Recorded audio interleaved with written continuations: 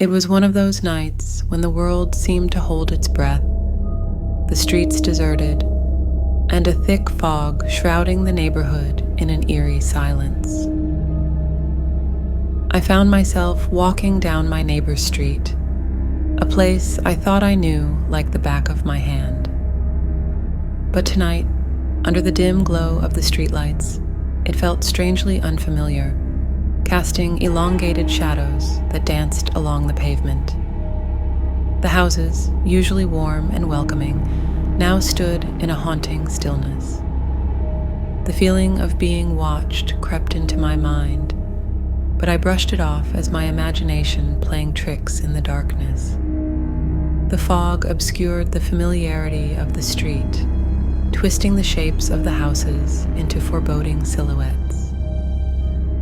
As I passed by one particular house, something about it caught my attention. An abandoned house, swallowed by darkness, standing like a forgotten relic of the past. It was a place known for its tragic history.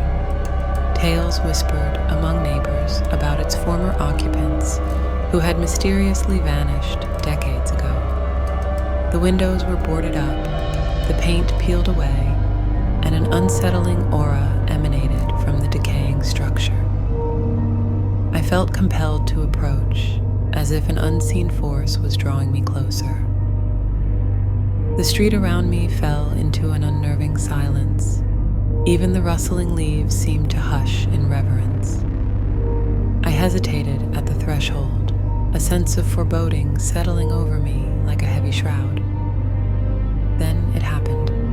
A sound, faint yet distinct, echoing from within the abandoned house. It was as if the house itself was exhaling a long-forgotten sigh, a chilling breath that cut through the silence of the night.